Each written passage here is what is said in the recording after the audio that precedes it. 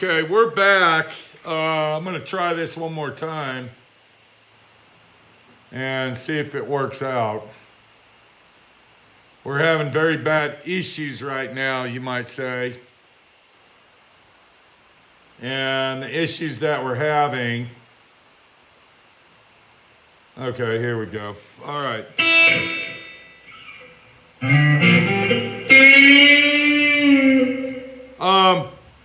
For anybody out there that doesn't know it, my friend Pete plays the guitar. I'm an improviser. Just to let you know, I just improvise. I'm not a professional.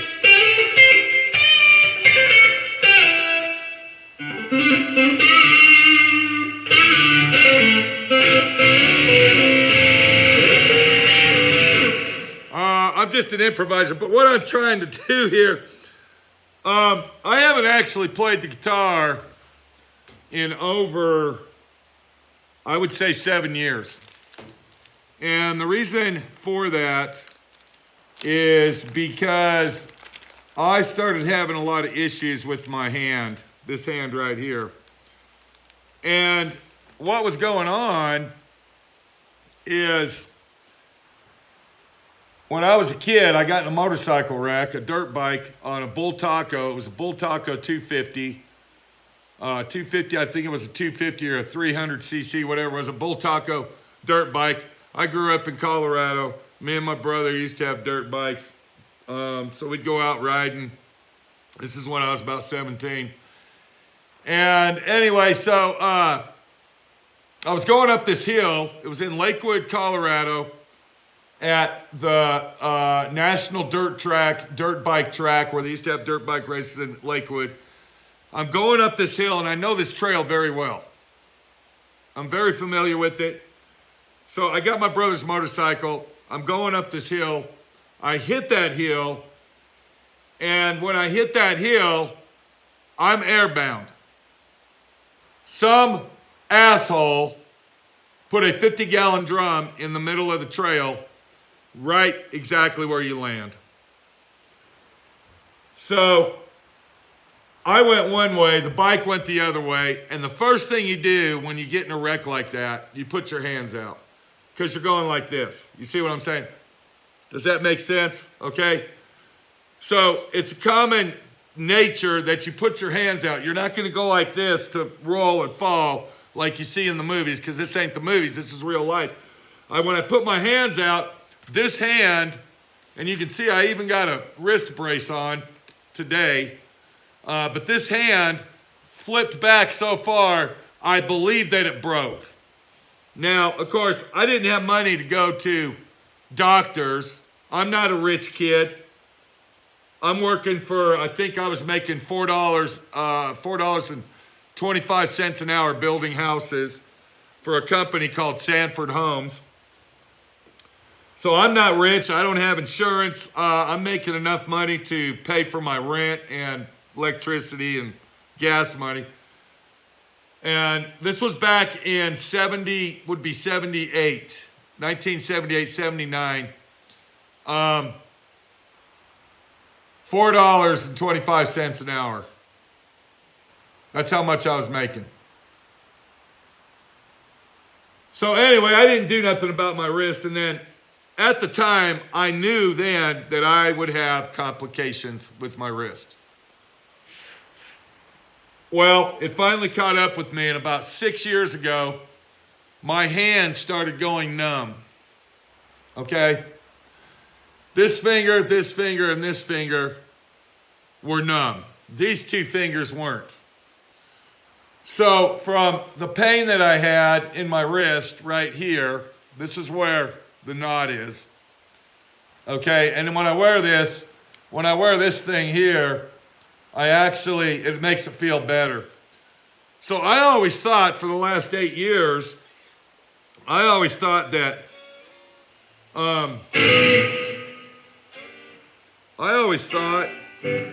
for the last 8 years, that it was always my wrist, that I was getting arthritis in my wrist here, and it was making my hand go to sleep, and then at nighttime when I went to sleep, it would hurt so bad it would make me up and I couldn't go back to sleep and all that. Well, when I got to Utah, I had to do something about it. It was so painful. My hand was so screwed up that I finally went to the doctors. Now, I was telling you that I play the guitar, okay? I used to be a really good guitar player. I was actually in a band. I was a lead singer guy, and, you know, I played the guitar, and we had a good time, and it was a great, great life.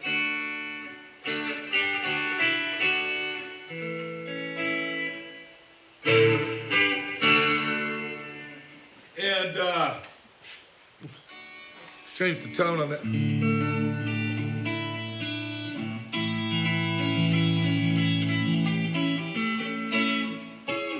So anyway, I'm about 17 years old.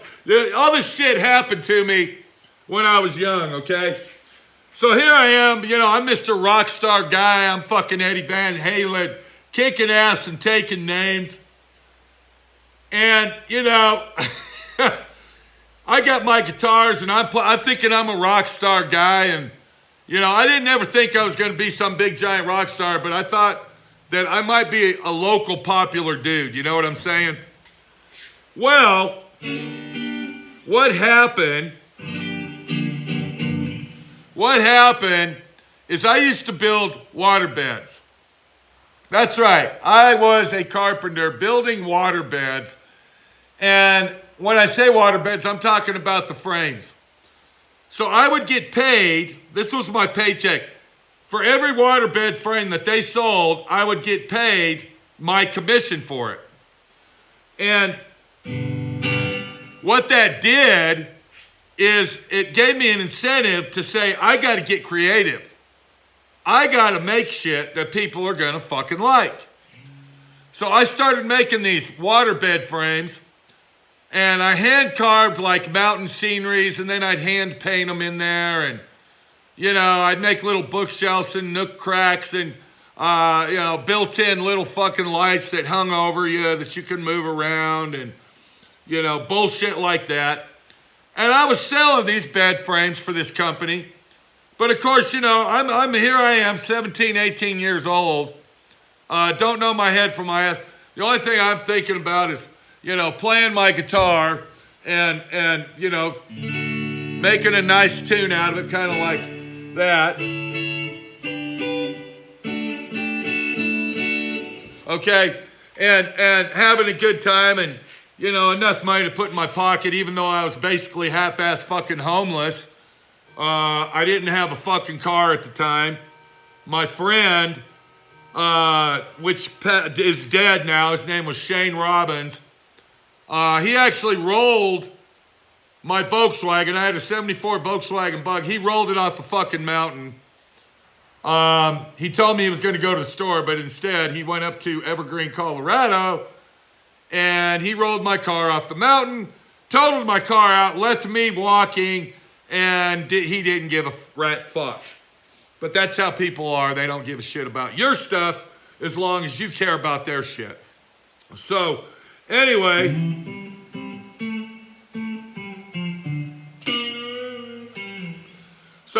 he rolls my car. I'm half-assed on. Here I am building these fucking water beds. I'm living in this lady's apartment. She's got a 2-bedroom apartment. She's got 2 little kids. I'm sleeping on the couch. And she's loaning me her car. And it was not my girlfriend.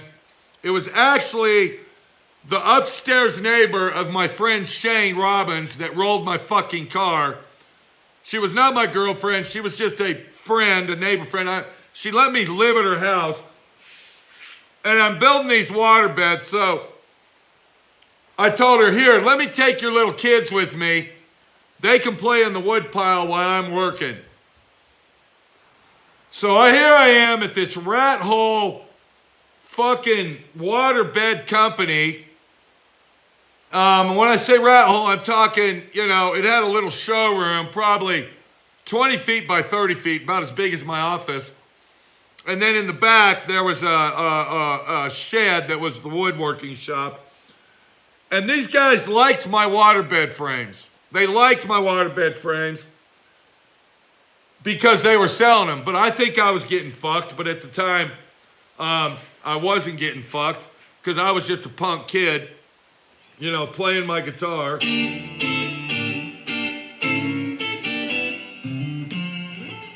So I was a punk kid playing my guitar and, you know, wanting to be in a rock band, be Eddie Van Halen and all this bullshit. So I'm getting my money and blah, blah, blah. Well, I take the kids to the woodworking shop. Now, of course, this was before the motorcycle wreck.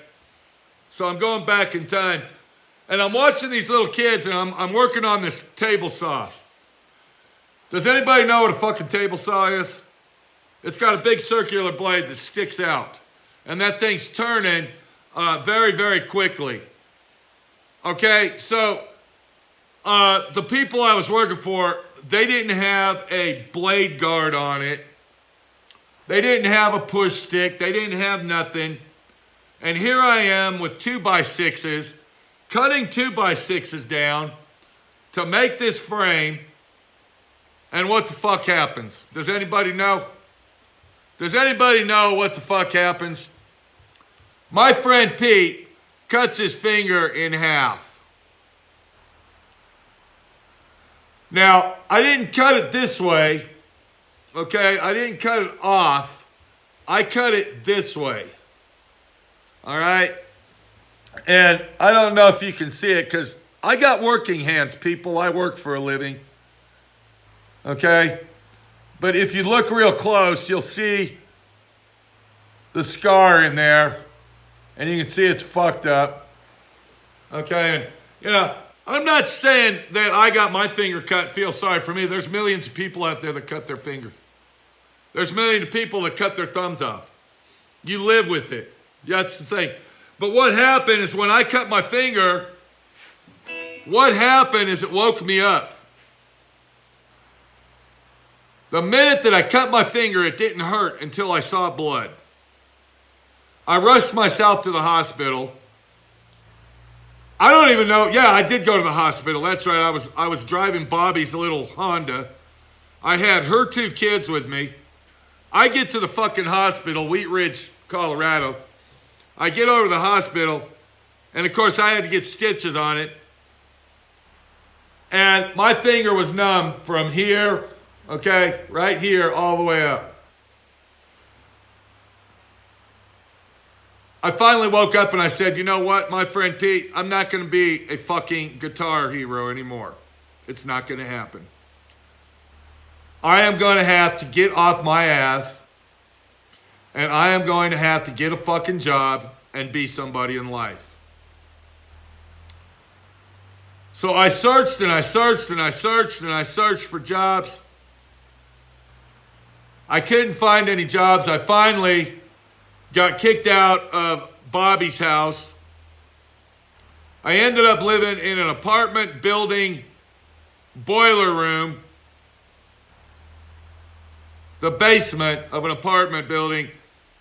There was a boiler room that was in the laundry room, and I was like squeezed in between the boilers. This was in the middle of the fucking winter. I didn't have my guitars anymore. My guitars were gone. All right, this is the only one I had left right here. As a matter of fact, I didn't even have this one. This one here, no, I didn't have this then. I ended up selling all my guitars because I couldn't play anymore. I was depressed. I was like, what the fuck? My guitar days are over. I'm not playing guitar anymore. All right, now I got to get a job. I end up getting a job over at a place called Camp Nurseries. All right. So I get a job over at Camp Nurseries, and I worked there through the winter. But that job didn't last either. Okay, that job didn't fucking cut the mustard. And why didn't it cut the mustard, my friend Pete? Why didn't it cut the mustard? Because I was only making $2.85 fucking cents an hour, bitch. It was a dead end job, people. Dead end job. Do you know what a dead end job is? It's where you take a job because you need a fucking job, but you're going nowhere with the job. It's a job that says, I'm getting my $2.85 an hour. I gotta walk 3 fucking miles to the fucking bus stop.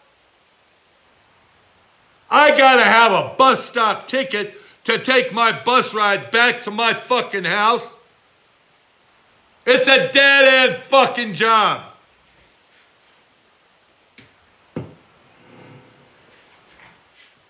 So I started looking for another job. And we're not playing the guitar. The guitar's gone, okay? Forget that.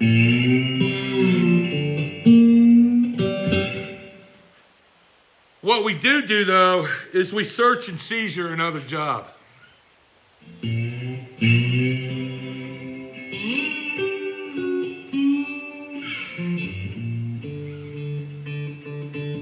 So we look for another job, and that's when I find Sanford Homes.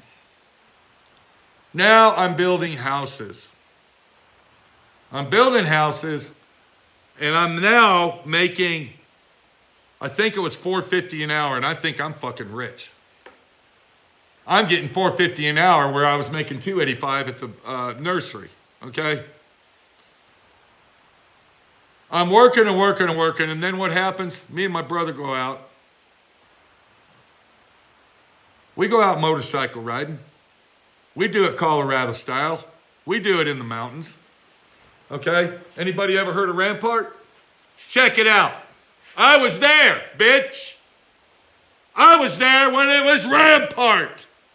Okay? Not this pansy-ass bullshit they got going now. You understand?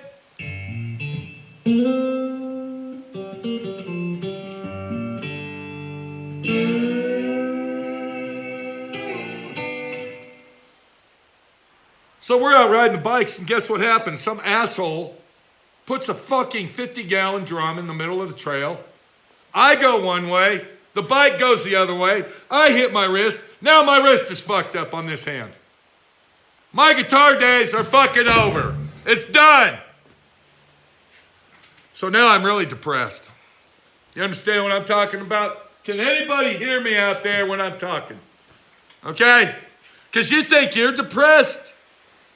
You think it's the end of the fucking world? You ask yourself, okay? This is what you ask yourself. You say, why me, God?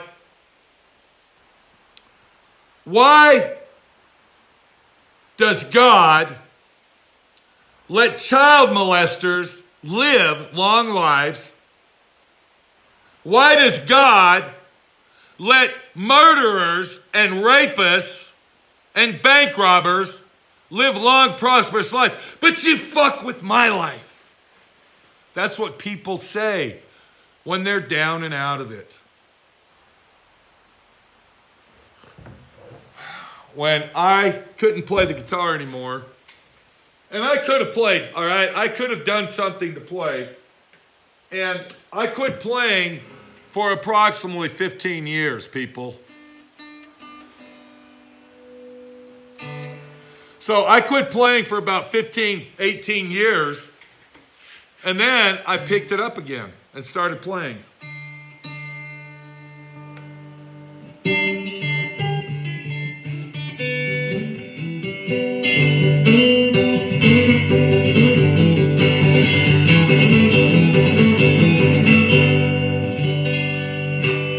So I started playing the guitar again, but I had to get my shit together. I had to wake up and I had to tell myself, you know what? It's not the end of the fucking world.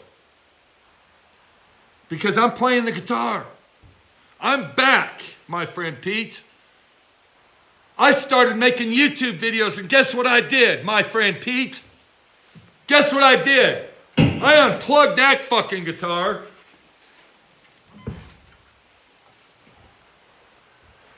And I took this fucking guitar and I plugged this guitar in. And I set my amplifier to that right there. And I fucking made my own opening music. Did you hear that? Okay?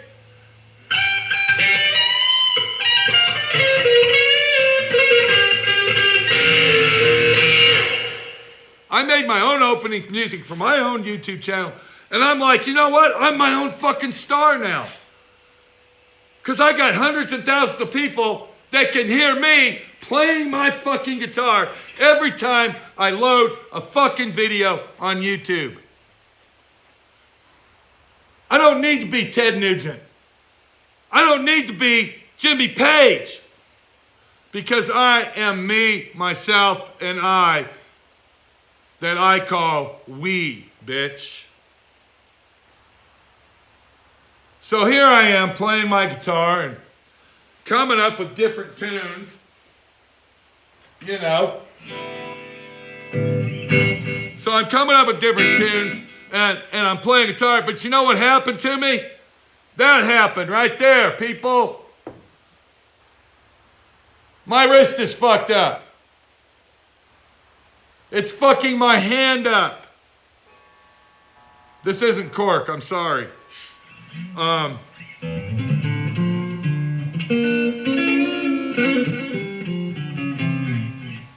So anyway, back to the little story here, because we're kind of going on. I'm getting really super loud, and I don't want to do that.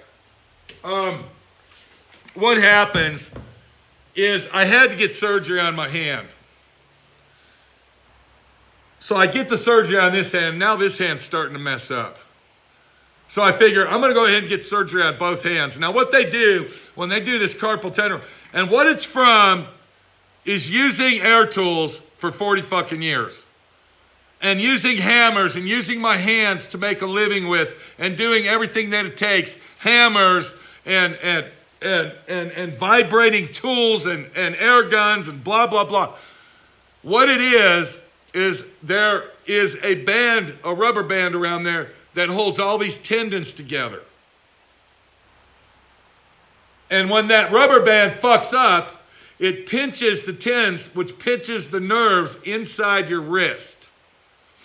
So they got to slice your hand right here. They go inside there and they cut that rubber band. That rubber band that holds it all together.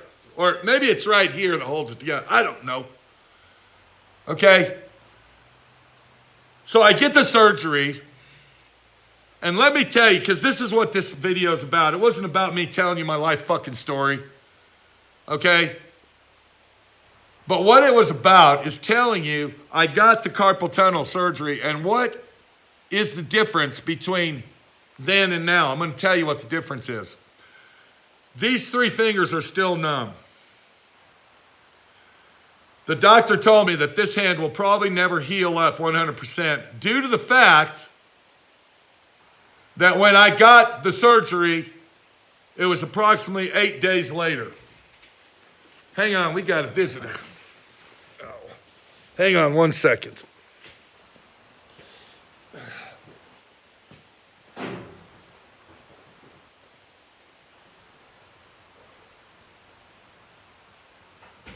Hello? What's up? Yeah. Yeah. I remember, Albert. Yeah. Come on in. You don't need to wear a mask. No? Okay, well, you're going to have to sit down. Come on in if you want to. Wait outside. I'm making a video, sir. Okay. You want to wait? We can wait here. Okay, go ahead. Is your wife here? Yeah. Go ahead and sit down and wait. Tell her to come on inside. Make sure you slam the door. Wait outside, bud. If you want to wait outside, wait outside. I don't care. Okay. Just hang on about 5 minutes, okay? Okay, we had a customer just walk up. I got to finish this video, people. This is the real deal. I got the surgery. My hands are not 100%, okay? And when I say that, when I grip real tight, it's not the grip that I had before. Even with this hand right here, it's a bad situation. Not a bad situation, don't get me wrong. I mean, I can sleep at night now, and I can do really, really good. But the real deal is that getting that surgery fixed the problem where I can sleep at night, but it took some of my action ability away from me. Now I'm getting back into playing my guitar because I'm not a quitter and I'm not a loser. I haven't played my guitar for almost 7 years, 6 years, due to the fact this hand was fucked up. And every time that I played my guitar, every time that I picked my guitar, my hand would hurt. I couldn't do it.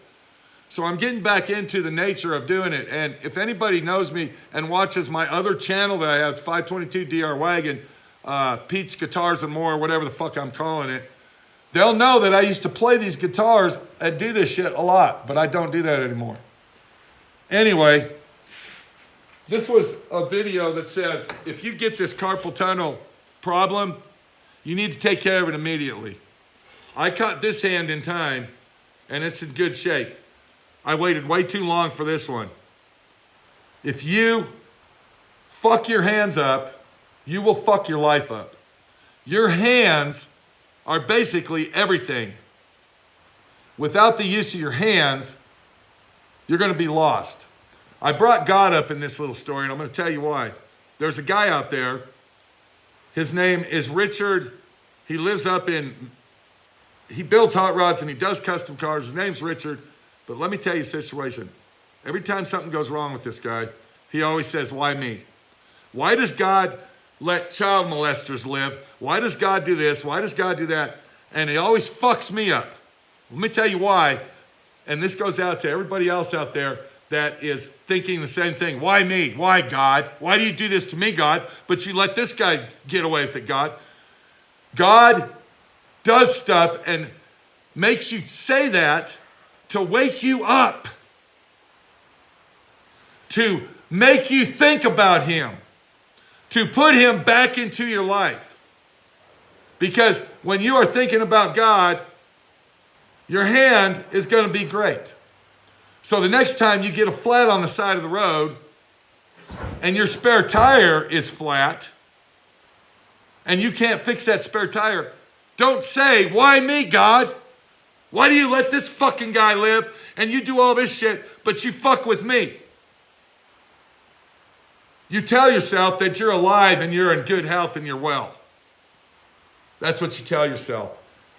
I'm going to start playing my guitar again because I can. I'm not good at the guitar anymore like I used to be. I don't give a fuck. I am an improviser. I turn the radio on and I pluck my strings and I play.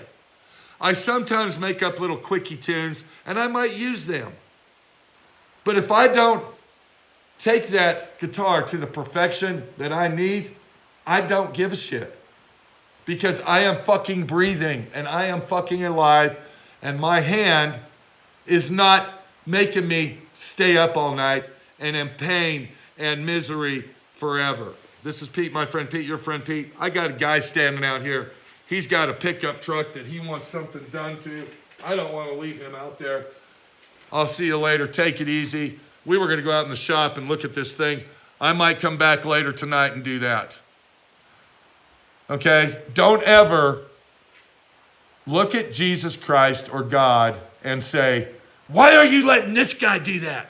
Why is a child molester living and you fuck with me? The only reason God does that to you is to wake you up and make you realize that God is in your life. I gotta go.